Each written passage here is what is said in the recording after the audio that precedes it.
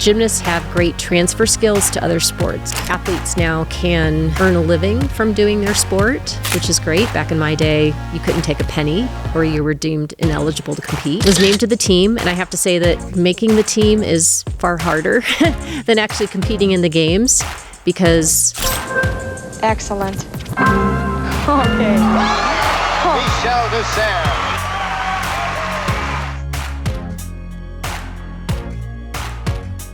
Can you talk about the financial instability that most athletes at the elite level go through? Yeah, so I think sport now, as we just had the opportunity to watch our winter sport athletes compete and do a phenomenal job. Sport now is requires full time, time and attention for athletes. But many have to hold a part-time job. Many have to find other sources of income, and so. Athletes now can earn a living from doing their sport, which is great. Back in my day, you couldn't take a penny or you were deemed ineligible to compete. Interesting. So, but as a 15-year-old, I had a roof over my head. I was going to school. I didn't have those worries as a younger athlete. But many of our athletes today are young adults. They might be married and have kids. And so it's challenging for athletes because the requirement to train full-time has, the bar has been raised and athletes need to do more to be competitive at the world stage. And so sources of income, either through part-time work or other means, maybe from their national governing body, maybe from the U.S. Olympic and Paralympic Committee, may help, but it's still a struggle for many of our athletes to make ends meet and be world class in their sport. What are other ways for them to earn a living besides winning? Yeah, so athletes do, if they win medals, they get like what's called Operation Gold dollars. So that helps, but it's after the fact. So it depends on what sport they're in. If they are in a sport where they can get support from industry partners, we see a lot of athletes do that. But it just depends. It depends on what their access is to finding that work or finding those resources. It's very different depending on the sport. Because I remember, I think with USA Swimming, they give like a decent stipend, right, for the national team? If you get into the national team or something like that? Yeah, so sports will, might have, athlete support programs that if athletes reach a certain level, then they have that monthly income. Mm-hmm. But it just, again, depends on the sport and depends on, what qualifies you to be accessing those dollars. So what do you think are the bottlenecks in the financial system? I'm not sure. I mean, I think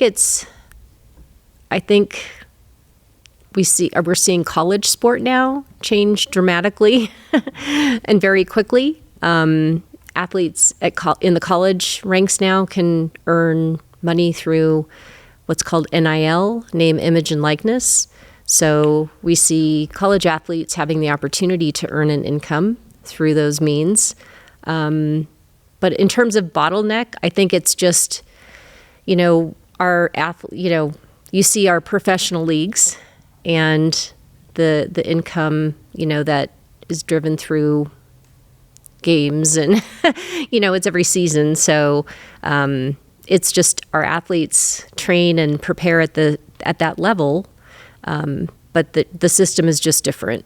And so you said name, image, and likeness. Is that a program where like they just go and they basically become influencers as college athletes, and then it helps bring in the fans and make money, something like that? Yeah, I think it depends. Like we see a lot of athletes who use social media for that and do a very good job. And so I think it's opening up a new door, new opportunity for athletes to receive financial support when those doors were very solidly closed to be able to do that even just 5 years ago.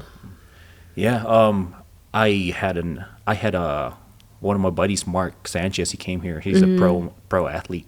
Pro strongman athlete, And when he got invited to compete internationally, I forgot what it was. He couldn't do it, but he recommended someone else to do it. But the organizers said no because he didn't have a social media presence. So I Interesting. thought that was pretty interesting. Yeah. So even though this competitor he has merit, he's really strong, but because he doesn't have the presence, he wasn't invited. And I thought, Interesting. okay, this is where the sport's going now, right? Yeah. So, how about athlete recruiting? Can you talk about, how we do it here in the U.S.? Because, I know China, they would take the kids to like a program where away from the family in a boarding school, train them up like that. But how do we do it here in the U.S.? Gosh, I mean, I think, we're an open system.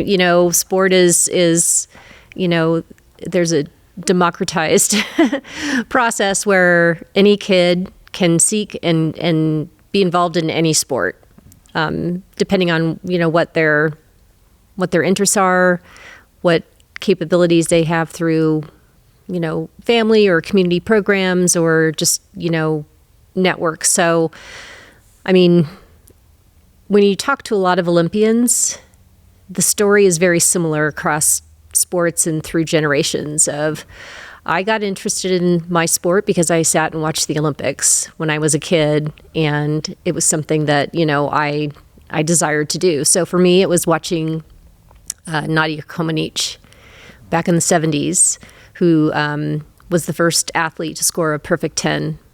And it was, she competed in the Montreal Games, so it was primetime live viewing for kids like me sitting in my house in Southern California with my family and watching her do a bar routine and score the very first perfect 10. Now, what was interesting was the scoreboards back then were not equipped to show and display a 10.0. They had a digit, a dot, and 2 digits after that. And so they were designed to show scores like 9.80, 9.85, but they weren't designed to show perfect 10. So the scoreboard lights up and it shows 1.0, 1.00. And I remember like vividly watching and kind of hearing the commentators play out, like the scenario of what's going on. That was a phenomenal routine. Why is it only 1.00?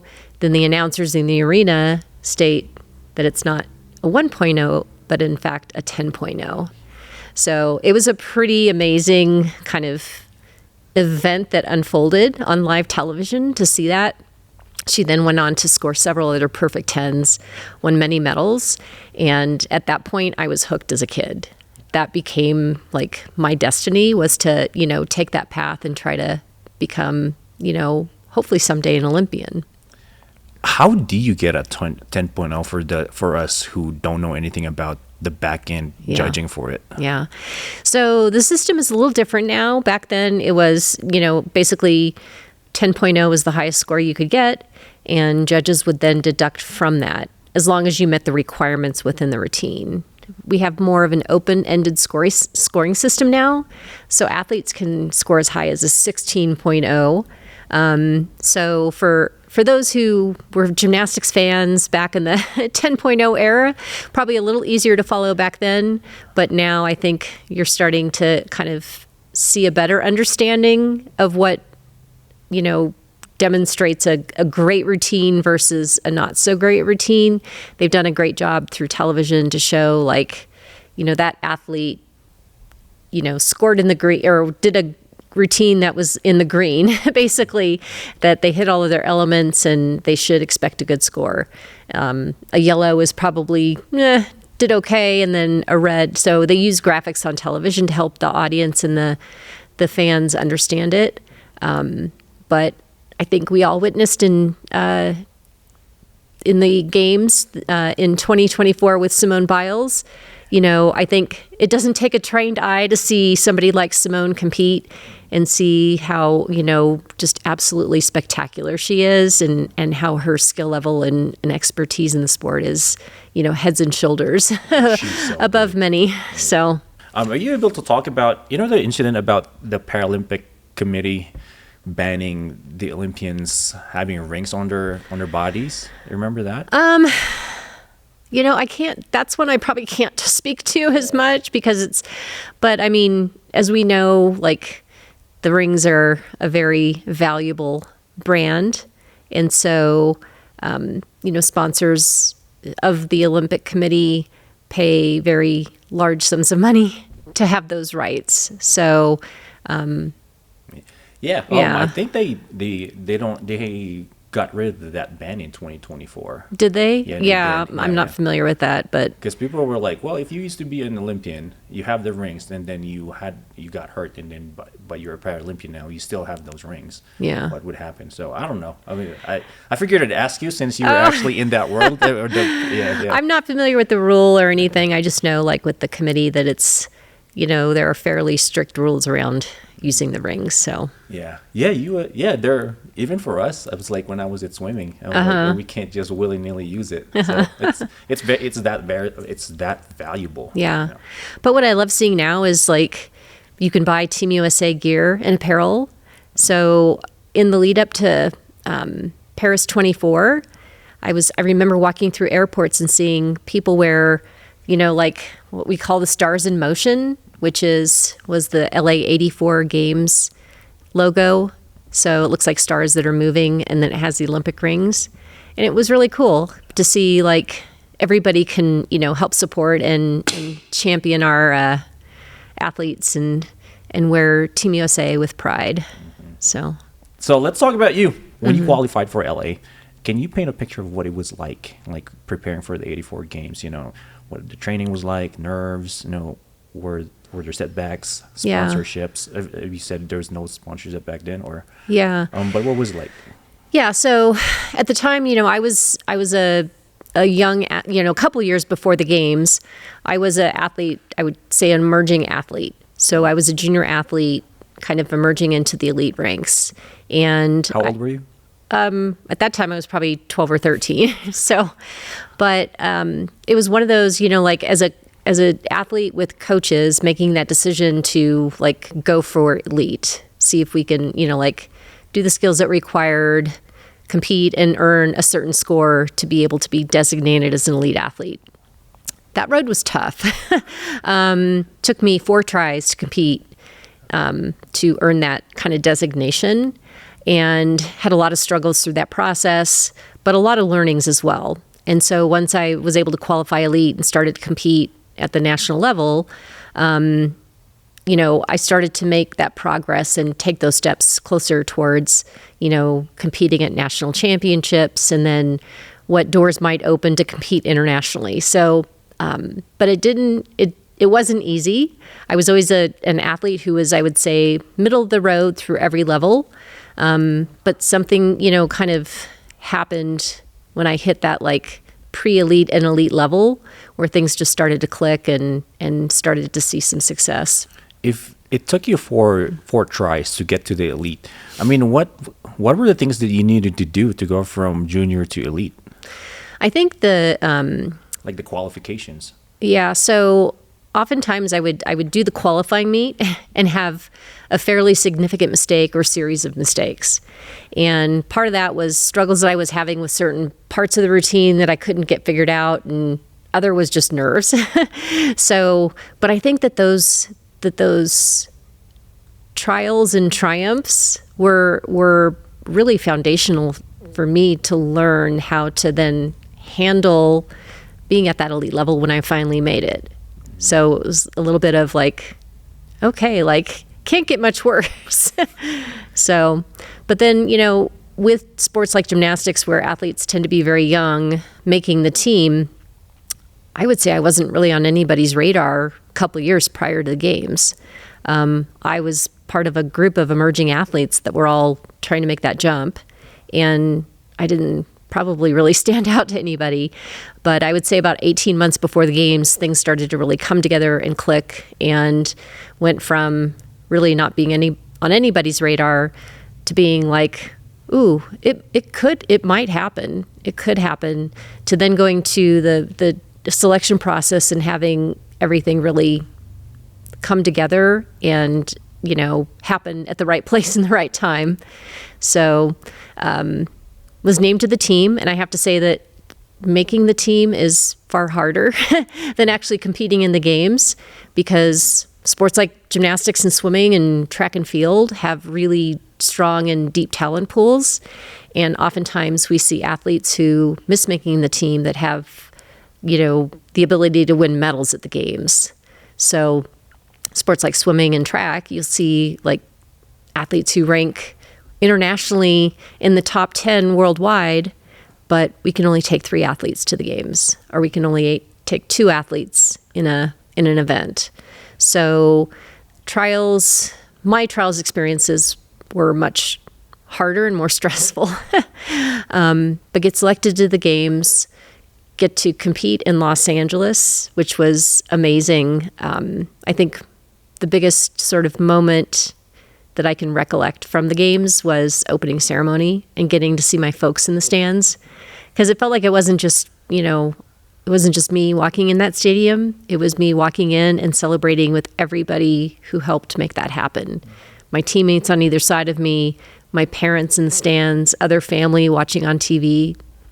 So that to me was, probably one of the most special moments of that experience. Can you give us an idea how many the athlete pool was gunning for the games, gunning for the games in trials, and then how many were selected, just to give people an idea what it was like? Yeah, I think we had 2 events that counted towards team selection. So it was the national championships and the Olympic trials. And I think at national championships, probably 30 athletes, and then Olympic trials, probably about the same amount. But six of us were named, and 6 of us competed in the games. We named 8 people to a squad, and then 6 people advanced as competitive athletes at the games. So, yeah, and those are elite athletes. 30 of them, like all of them. Absolutely, all of them could have gone in there. Absolutely.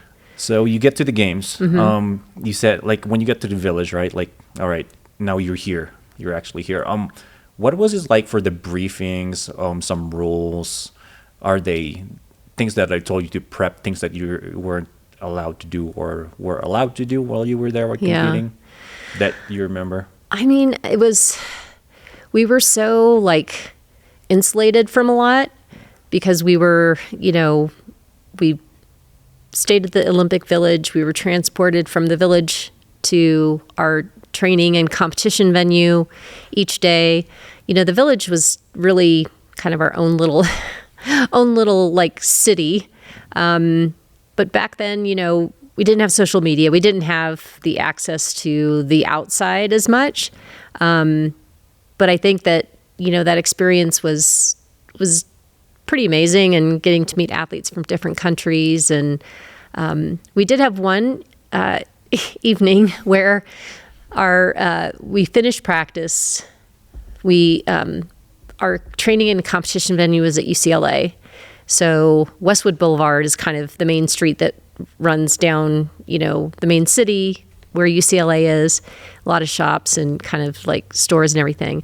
So our driver drove us from training back to the village, and we convinced him to take us down Westwood Boulevard to stop at Mrs. Field's Cookies. And so we did, and we stopped and got some cookies, and then found out later that evening that someone had like driven down the road and there was an accident, and it was really bad. So it was a little bit of like, we were living in this isolated world, but that, like real world things happen outside. So, and the games are just, they're such a big event and so many things are happening. So it's something that I think, as athletes, you have to be so singularly focused on what you're doing. But that there are things happening outside that you may not know about or find out about afterwards that, are pretty eye-opening. So were the cookies before or after your comp? They were before. So nice. So, but it didn't affect your performance. No. And fun fact, we still keep in touch with our driver. He was a volunteer at the time. He was a law student at USC, and to this day we still keep in touch with him. And he will often send us Mrs. Field's cookies for special occasions and events. So It's a good memory that we have. That's sweet. Yeah. No pun intended. Yeah. Okay, so how about this? What was the script running in your head, as a 15-year-old competing, on the world stage? Because we can't even imagine how it was like for a 15-year-old to be like having the pressure to win, and it's not for just for yourself, but for, your family, your friends, then the whole nation. And this is like only every 4 years. Yeah. And you get one shot. You get, we competed all the events, but, that one performance might last, 30 seconds if you're on uneven bars, 10 seconds if you're on vault, a minute, 15 on beam and floor. So, you spend a lifetime preparing for that short amount of time. I had competed in international events before that, but never a major international. Had not competed in Olympic Games before that or World Championships. So for me, it was a big, it was a big step that I was taking career-wise. And being the youngest on the team and probably one with, the least experience, it was daunting. But I think, as an athlete, you try to keep your training environment similar. You try to stay focused. You try to, like the self-talk and the preparation, mental preparation going into it is like, this is just another meet. This is just another competition. It's not, but, trying to do that talk, and keeping your kind of mind in that mindset was probably the best way to try to handle that pressure. Yeah, because I had a coach here, a powerlifting coach named Joe Todd, and he tells his athletes that, because some of them, there are some where they stay wired all day. Mm-hmm. Well, the competition's all day, nationals, but some of them are so timid that you have to like hype them up with coffee or whatever. Yeah. But he tells them that they have to treat it as just another training session. Mm-hmm. Yeah, and I think things that helped me were like keeping my routine the same, keeping things that, keeping predictability in the day leading up to competition, whether it was I had one of my teammates would always get the same meal before competition, grilled cheese, fries, and a milkshake. So I think it was that like consistency and sense of routine to help keep kind of like mindset within that kind of, real tight space to be able to like not be handling external factors or things that could, change that. Sammy Schultz said the same thing, because she's the one who referred you. She said the same thing. Routine is always the same when you go out, when you go out the country, something like that. And some people they said like, yeah, it's the same food, same warm up, same everything. Mm-hmm. How were you raised? So this is kind of, I'm curious because how did you have like that kind of like I guess the mental programming of an elite athlete at a young age? I think that, I, grew up with parents who were, always supportive of what I did, always supportive of what my sister did. So we got the chance to try different sports. They were both, raised doing sports as well. My mom was a, great fan and lover of badminton. My dad played a lot of sports growing up. And I think it was just, having that unbridled support that, they gave us to go try different sports and different things. So it didn't create, like stress in the family or stress around trying things and saying, oh, that's probably not my thing, or trying something else. Didn't feel the pressure of, or an expectation that, I would reach a certain level, because I felt like my parents were the same when I was a young, struggling athlete. And when I was able to achieve the elite level, making an Olympic team and winning a medal. So that, and I think, other athletes, there was a gentleman who did some studies, research around Olympic athletes and their family environment. And there were a lot of athletes that said the same thing, was, tried a lot of different sports, had parents and family units that were very supportive. So it allowed, at least I felt like I was allowed to have my own goal and my own vision of what I wanted to do. There's a movement among coaches now online where they're saying that there's way too many parents letting their kids specialize too early. Yeah. Have you been hearing stuff like this? Yeah, I've heard it for a while that, like the specialization of young athletes, and it causes burnout. They're not learning other ancillary skills that could help them in the current sport that they're in. And so absolutely, I think it's and then it's, if an athlete becomes specialized really early and they go down that path of, trying to become elite in that sport and it doesn't pan out, they've missed out on so many other opportunities, whether it's, additive to what sport they're doing, but also socially and developmentally just for life. Athletes' careers end at some point. It's the one sort of profession, I guess, that there will be a distinct end to. Yeah.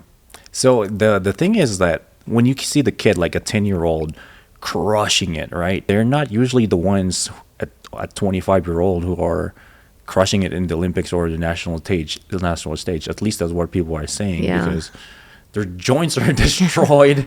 They're just emotionally tired because they haven't tried the other sports as well, and they miss that window of development for the specific adaptation for the actual sport when they're adults. Yeah, my dad was an educator, and so both my parents worked in the education system, and to me, when I felt like I came from a household that was about learning and growth and development.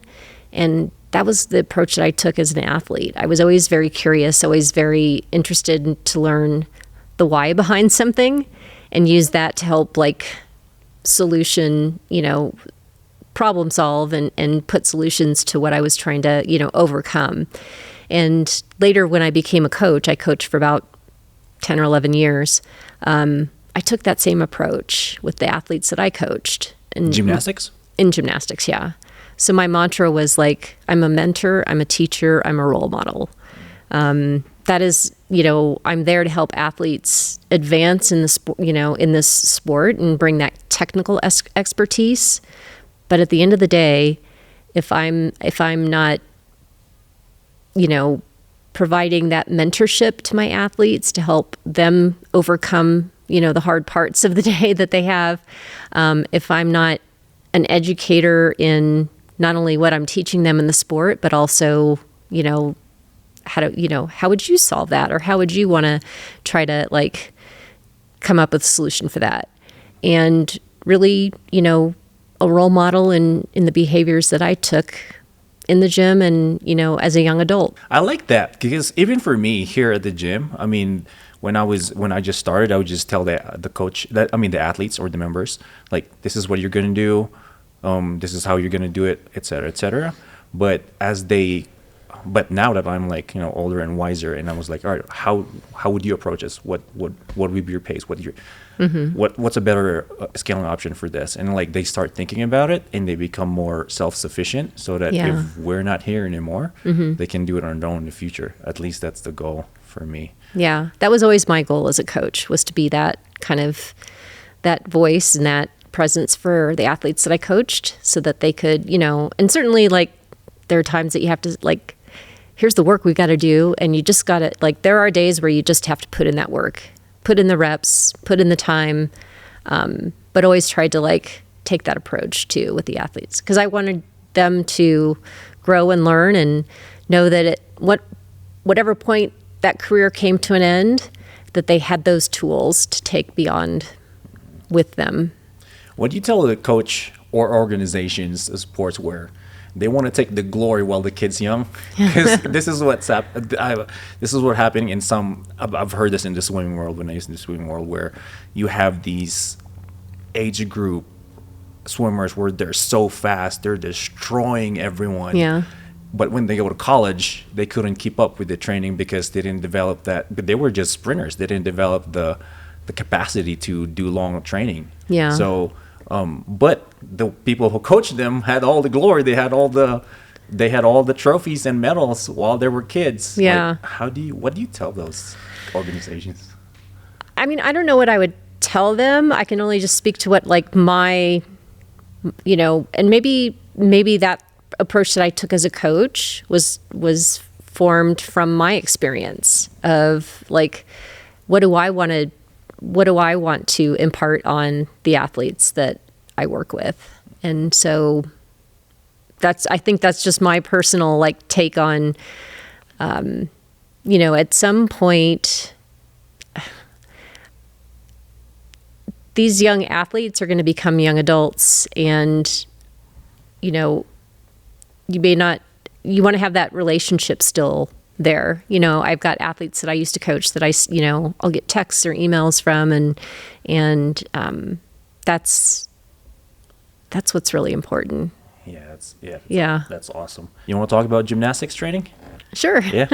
So can you walk us through the 10 levels of gymnastics? So, or whatever level system that you're familiar with. Yeah. So like the development process with gymnastics is, kids start taking classes. So they may take a class where they're doing a 1 hour class 1 day a week. And then from that, coaches will identify probably kids who show potential to maybe do a couple classes a week, or like a younger, like we used to have a group that we would train, that we would, see if they were kids who could actually go into the level system for gymnastics. So really the competitive levels start at 5. I think it's now 4, but like the levels go from 4 to 10. And each of those levels requires a different type of proficiency. So might start from the basics, like that you're doing a kip on the bars, easy circle moves, easy dismount, to the point where now these, as you progress through like 6, 7, 8, they start to do routines that are customized to them. So the earlier levels are kids who are doing the same routine, and they are really the basics and fundamentals. So it's the basics that are foundational to then doing the harder skills later on. But then once they get to like 6, 7, 8, they start doing the optional routines and skills that are harder and more complex. They're optional? Yes. So there are requirements that they have to meet for, like, you have to do certain skills, certain combination of skills to then get, a score that is in the range of, like, proficiency for that level. But it just, and then when you see kids going to levels 9 and 10, these are kids that now have like a higher proficiency level at the optional, with the optional routines, and that they may go to level 10 and be really good, solid athletes who then have the opportunity to go to college. So many, if not most of our athletes at the college level were very good, solid level 10 athletes. And they are phenomenal. Like, their skill level is amazing. And then you have many athletes who then move on to elite. And so to make that jump from 10 to elite, requires that when you move and transition from 10 to elite, the rules change pretty dramatically. And so you've got to like be able to handle like the skills that with the combinations and the complexity that are pretty hard, that require a lot of training, a lot of like consistent training. Strength and conditioning is really important. Most athletes who are gymnasts don't do a lot of weightlifting, but they do a lot of like strength training using their own body weight. Do they call it gymnastic strength training? I know someone coined it. That's what we use in CrossFit, the GST or something like that. I mean, that's probably like I wouldn't say that there's a prescribed program like for gymnastic strength training, but for instance, a lot of gymnastics doesn't require a lot of bicep strength. Like, you don't see a lot of athletes doing like curls or, pull-ups to some extent, but most of it is like doing strength with straight arms. You might see athletes who want to strengthen core, so they'll do a lot of planks, plank to handstand, what they call planche presses. Planche, yeah. So those are the types of, areas of strength that are really, really important with gymnastics. Hollow holds. Mm-hmm. Yeah. Yep. In the gymnastics course in CrossFit, it's a lot of hollow. Yeah. A lot of hollow. So the reason why I'm asking this, we talked about this offline, is that a lot of coaches would want to teach, especially with the newer athletes, like, hey, I want to learn how to kip. Hey, I want to do muscle up. Well, the prerequisite in CrossFit is you got to do 10 to 15 pull-ups first, and then 10 to 15 dips. So we can't get you up there if you don't have the strength. Yeah. So that's why I've asked that. So how do they do the strength training for gymnastics? So a lot of times, at least I can speak from the type of strength training we did, it takes two people. Like you probably, like if you're doing planche presses, you need somebody to hold your feet and legs and give a little bit of an assist to that motion. So can you describe what a planche press for those who don't know? Yeah. So I'm going to use my hand because in gymnastics, we use our hands a lot as this is your body, head, feet. And a planche press is holding a handstand and then plunging forward. So now you're almost doing a plank, but not touching your feet to the ground. And then you're pressing back up. So that's a planche press.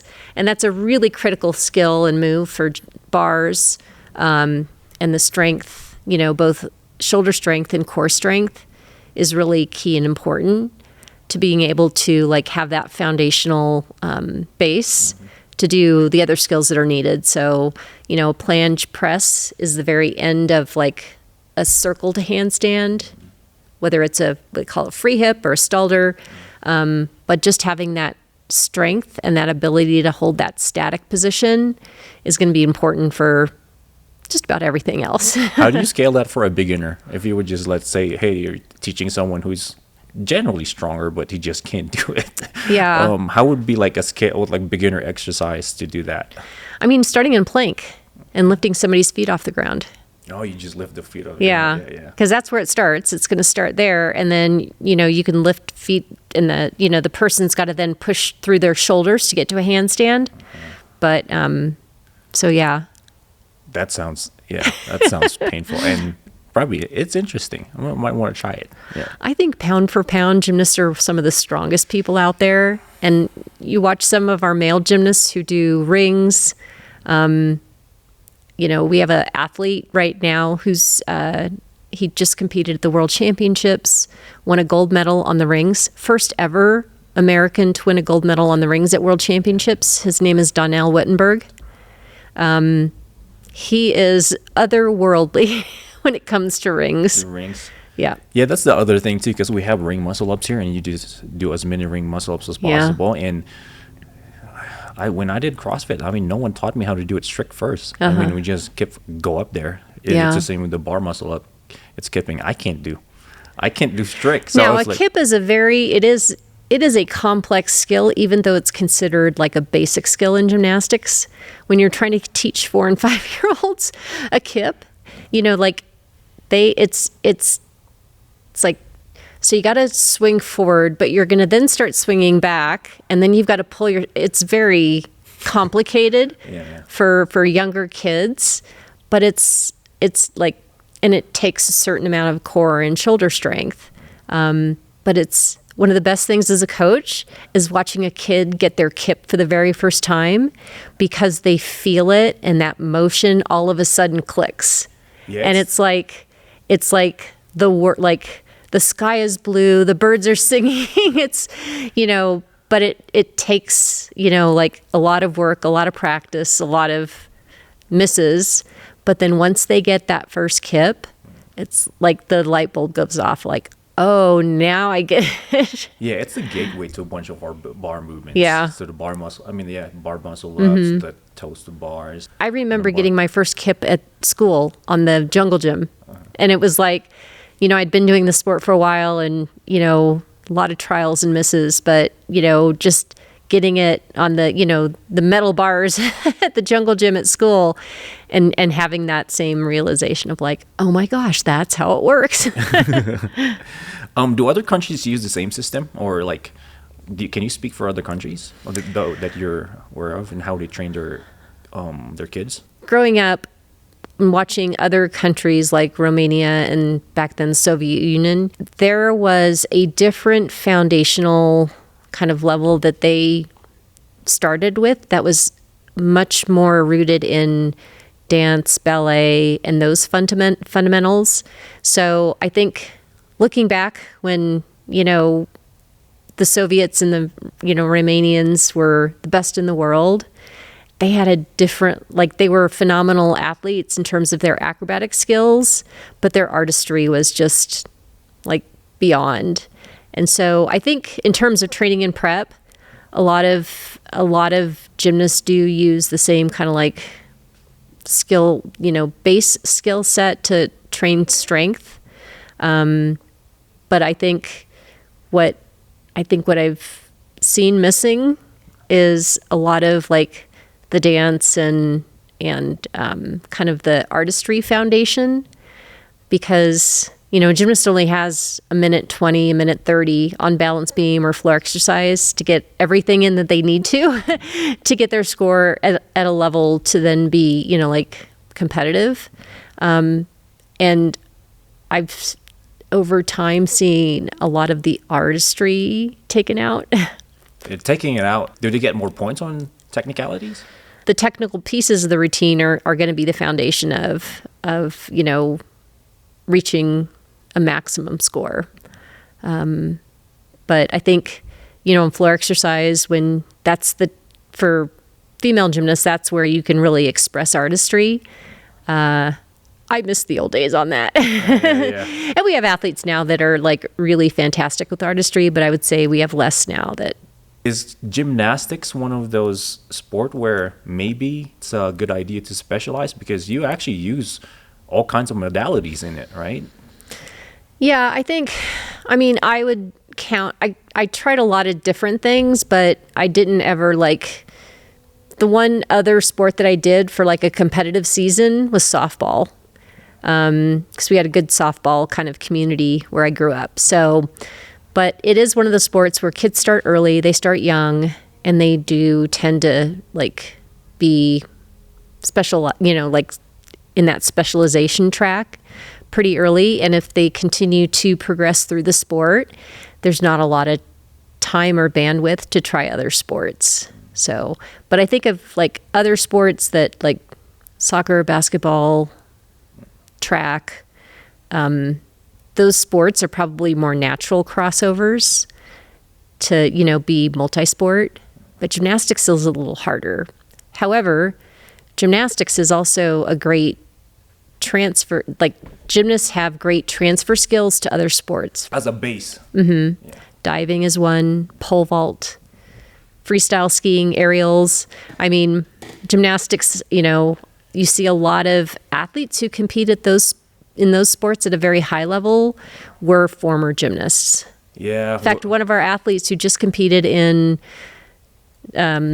Italy, in Milan, one of our bobsled athletes was a gymnast.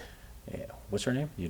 Keisha Love. Keisha Love? Mm-hmm. Yeah, that's awesome. Yeah. Yeah, because a bunch of us here in this gym, in the CrossFit community, we were like, man, we did gymnastics when we were younger. Cause I got a friend who she's at the Army Warrior Fitness team, who was a competitor here in our gym, and she did gymnastics, and her moves are just pretty and effective, and she would go up the bars really fast, and most of us would get smoked, and because she has the conditioning, she has the form, she's really efficient at it. So I'm like, man, I wish we did that when we were younger too. So well, and I think gymnastics is not the sport for everybody. It's hard. It does require a specialization at some point, and but kids love kids who start in the sport love it. They're bouncing on the trampoline, they're doing flips, they're jumping on soft mats. It's a lot of fun, and it does create a great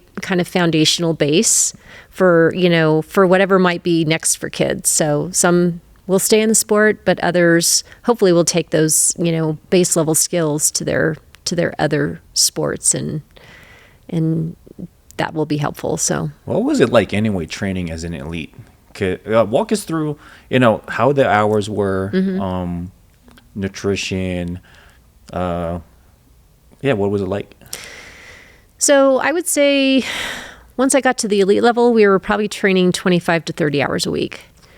So a day would be going to school until fifth period. My school, both in middle school and high school, worked with me, and I would schedule my sixth period as PE, and then I would get a ride either I had a coach who would give me a ride to the gym, or like grandparents who would come pick me up and take me to the gym before I could drive. Get there about 1:00 and then be there till about 5:30 or 6 every day. So, and that was inclusive of going to all of the apparatus, spending about an hour on each, putting in the time, the work, the numbers, the repetitions, ending the day with strength training, icing body parts if needed, doing stretching, always ended the day with, stretching and everything, and then go home, eat dinner, do homework, and do the same thing next day. So When you get to one apparatus, right? How do you just go there, and do you you have like a certain program for the day? yeah, usually our coaches would give us an assignment.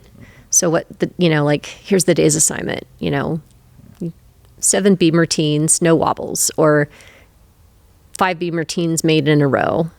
And so we would do that assignment and then work on if we completed that, then we would do individual skill work or other work. If we were learning new skills, we'd go down to the low beam and we would put stack up mats so that the mats were even with the beam if we were learning or testing new skills.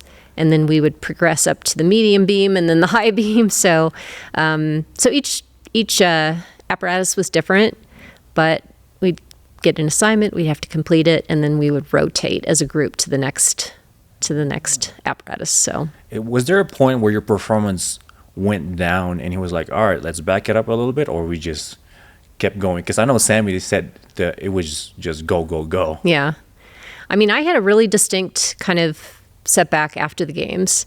So competed in LA, took a little time off, not much, maybe a couple weeks, back in the gym training for the next season. And so season for us starts usually in February or March.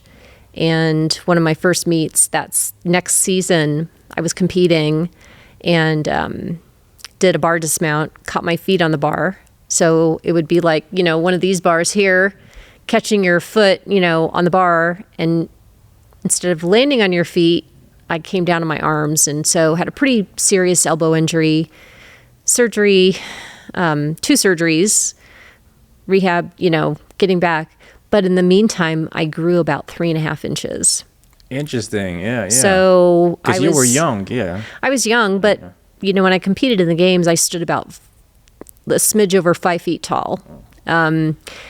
I grew probably about 3.5 inches. So not only am I rehabbing from an injury, I now have a whole new body, a whole new center of gravity that I'm dealing with.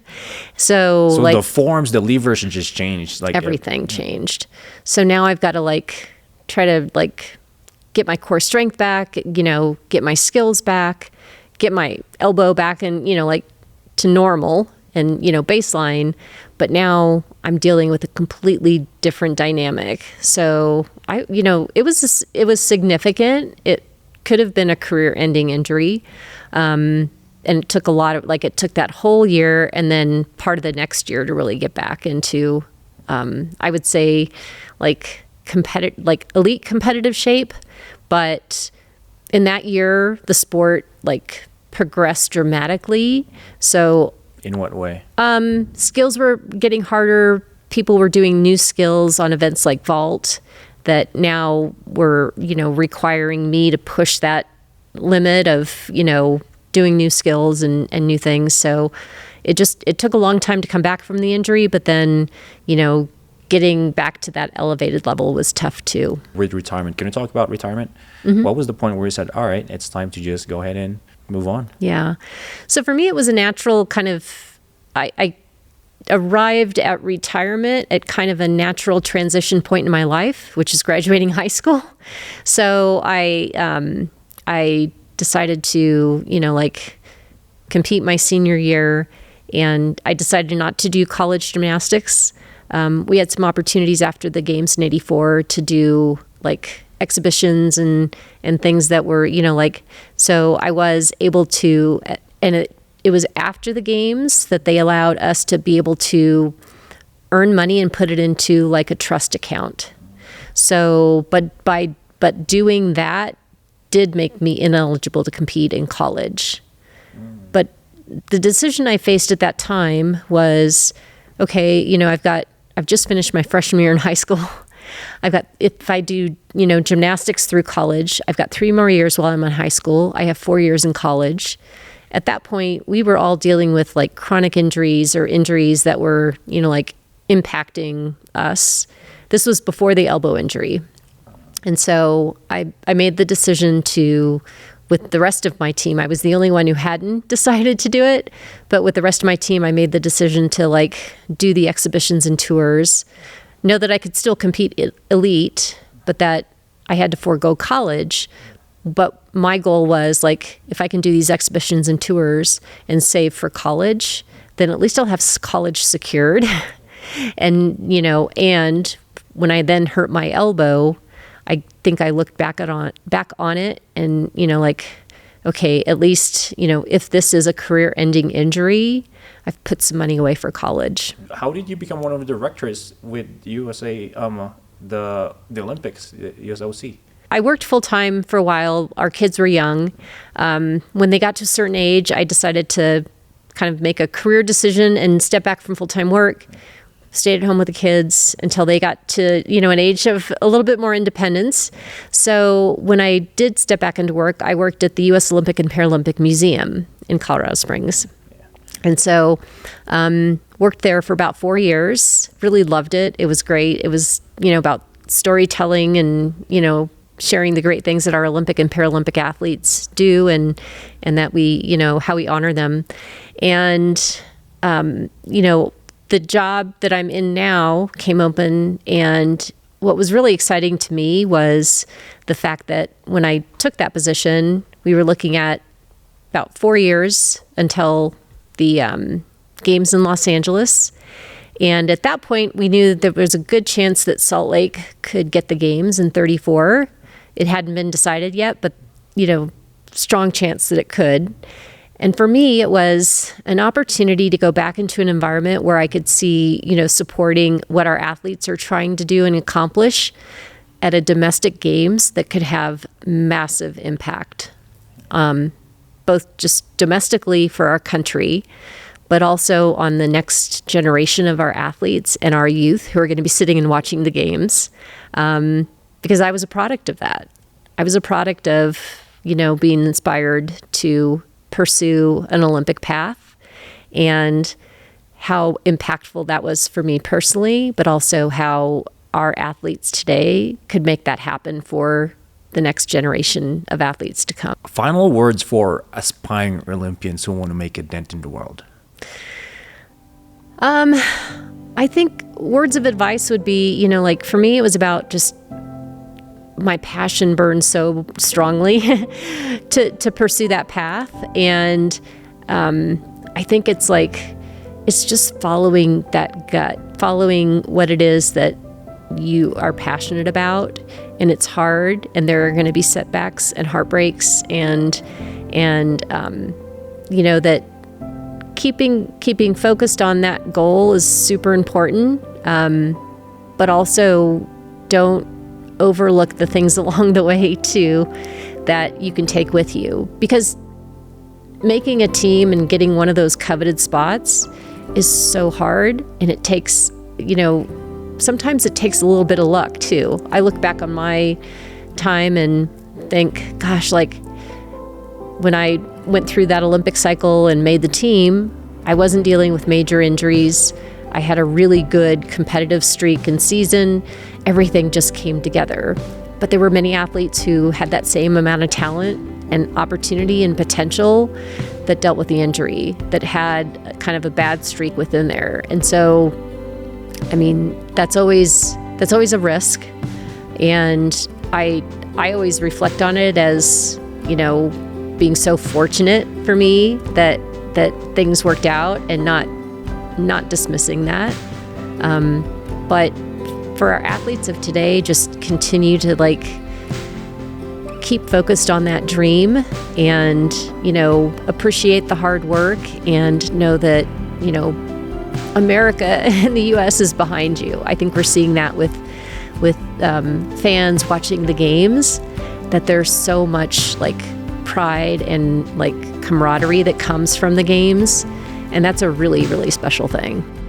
Thanks for listening to this episode with our guest, Michelle Dusserre Farrell, Olympic silver medalist and Gymnastics Hall of Famer. I'm Clint with Paralympic Athlete. It would mean the world to us if you subscribe. I'll see you next time.